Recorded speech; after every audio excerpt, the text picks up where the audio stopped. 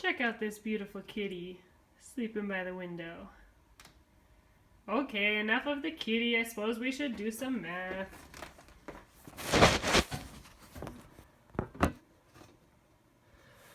Let's get started. This is 3.3, function notation.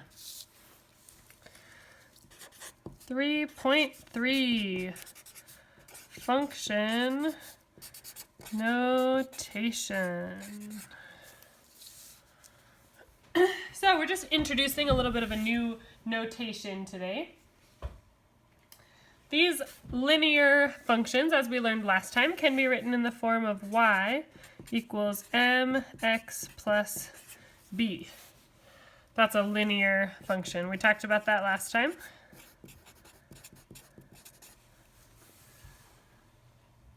By naming the function f, or really any other letter, we could rename this y as f of x.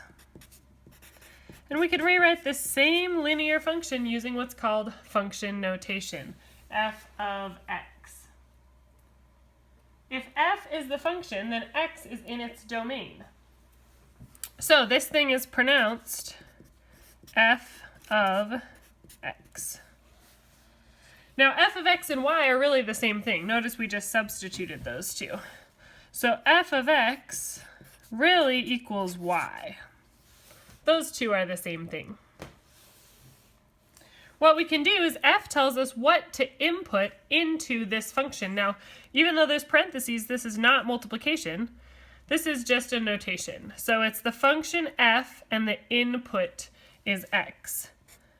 X is still our input, and f of x is now our output. So if we were going to write a point, instead of being called x comma y, a point in function notation would be x comma f of x. We're just replacing y with f of x. So, for example, let's say we have the function f of x equals negative 4x plus 7. This is our function. And let's say we have some input values that we want to use with this function. We want to evaluate when x equals 2 and when x equals negative 2. So these are our inputs. We're going to input them in for both x's. I'm replacing this x and this x first with the number 2. So f of 2 would equal negative 4 times, instead of that x, I'm going to put in this 2 plus 7. Now again, this is not multiplication on the left, so there's nothing I'm going to do with the left. I'm just going to simplify the right side. So negative 4 times 2 is negative 8 plus 7. Going to copy that down. Negative 8 plus 7 is negative 1. And I'm just going to copy this f of 2. And that is my final answer. I do not multiply 2. I do not multiply this f over here. F of 2 simply equals negative 1. Now I can do the same thing with negative 2. F of negative 2 equals negative 4. Again, I'm copying from up here. Instead of the x, I'm going to input this negative 2.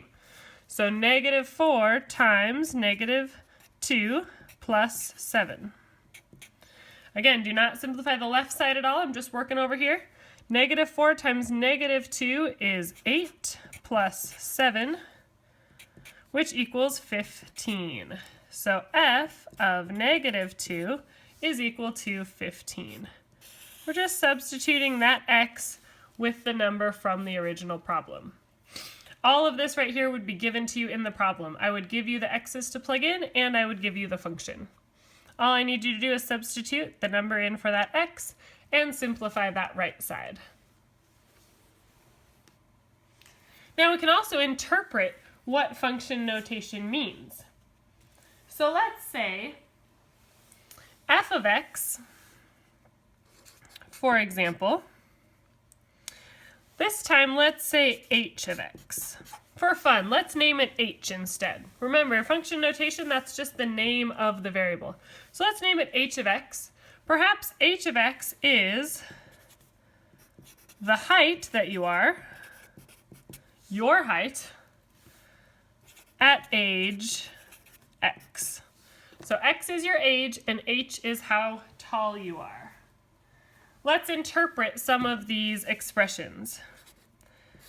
For example, h of 0 is 3. H of 0 is 3. So that means that my x is 0, pardon me. My x is 0, and what does x stand for? My age. So at age 0, that's when I was born. So when I was born,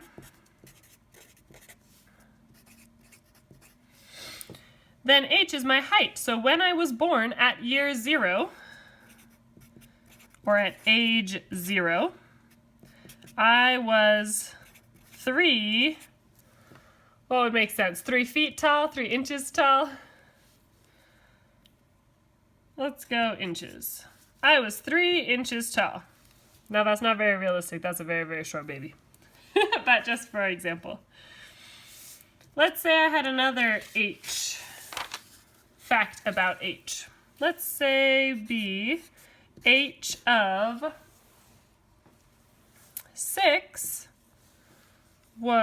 is equal to 72 inches. So now my x is 6. Remember, x is equivalent to age. So at age 6, I was 72 inches tall. Oh, we should have added tall to this last guy too. So we can interpret a point in terms of a situation as well. At age 6, I was 72 inches tall. So keep in mind what the variables stand for. X stands for age, h stands for height. The output is your height based on your age. Last one, h of 3 is less than h of 7. This h of 3 stands for my height at age 3. This h of 7 stands for my height at age 7.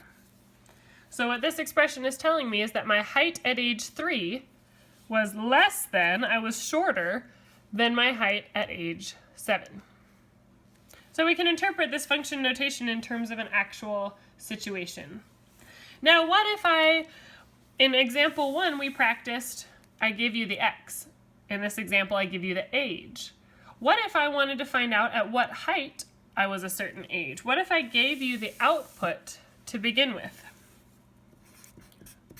So this is our third example. If I give you the output, for example, p of x, here's a new function. I named it p for Penelope, why not? Equals 2/3 x minus 5. And I want to know at what x is p of x equal to -7. So I want to know at what x is p of x equal to -7. So instead of plugging that -7 in for the x right here, we're going to replace this whole p of x. Let's do that in red. We're going to replace this whole p of x with -7. So -7 is now equal to 2/3 x minus 5. And now I need to solve this equation just like I would in chapter 1. So we need to move this -5 first. That's undoing the addition or subtraction. We're going to add 5 to both sides. -7 plus 5 is -2 equals 2/3 x. And my 5's have canceled out. -5 plus 5 is 0. In order to get rid of this 2/3, I need to multiply by the reciprocal, 3/2. Multiply by the reciprocal, 3/2. Or if you want to do this in 2 steps, you could just multiply by 3 and then deal with that 2 later. In order to multiply these two fractions, I need to put my negative 2 over 1. That gives me negative 6 over 2 equals, and 2 divided by 2 is 1, that cancels out. 3 divided by 3 is 1, so just equals x. Negative 6 divided by 2 is obviously negative 3 equals x. So it turns out when x equals negative 3, p of x will equal negative 7. So now I know if I plug negative 3 in for my x, I will get out a negative 7. So we can evaluate solving for the output or solving for the input. Either way. Final thing we're going to do with this is we're going to graph functions in function notation. So, for example, the last example, we are going to graph, what should I name this function? Let's name it m of x. Any letter will do. Function notation, m is the name of my function, x is the input, m of x is my output. M of x equals 2x plus 5. Now in order to graph this, I'm going to make a t-table, a table of values. So x, comma, y. I'm just going to pick some x's. Now some typical x's for you to pick are negative 2, negative 1, 0, 1, and 2. It's a good idea to get some negatives in there. It's a good idea to hit 0 and some positives. So that's why I picked those. After I pick those, I'm going to plug each one in for x in my function. So 2 times, instead of x, I'm going to put this negative 2 plus 5. 2 times negative 2 plus 5. 2 times negative 2 is negative 4 plus 5. And negative 4 plus 5 is 1. So I get 1 from my first y value. That gives me the point negative 2 comma 1. I know that point is on my graph. Next, I'm going to take the same function and I'm going to plug negative 1 in for my input. So 2 times negative 1 plus 5. 2 times negative 1 is negative 2 plus 5 is 3. So my second point is negative 1 comma 3. When I plug in 0 as my input into this function, I'm going to do 2 times 0 plus 5, which is 0 plus 5, which is 5. So 0 comma 5 is a point on my graph. 2 times 1 plus 5 is 2 plus 5, which is 7. So 1 comma 7 is on my graph. Last one, 2 comma 2 plus 5 equals 4 plus 5, which is 9. So the point 2 comma 9 is also on my graph. Last thing we need to do is actually plot these points and connect them with a line. We know this is going to be a linear function. So here's my coordinate plane. Again, if you need to pause the video to make your own, that is quite all right. This is my x, this is my y.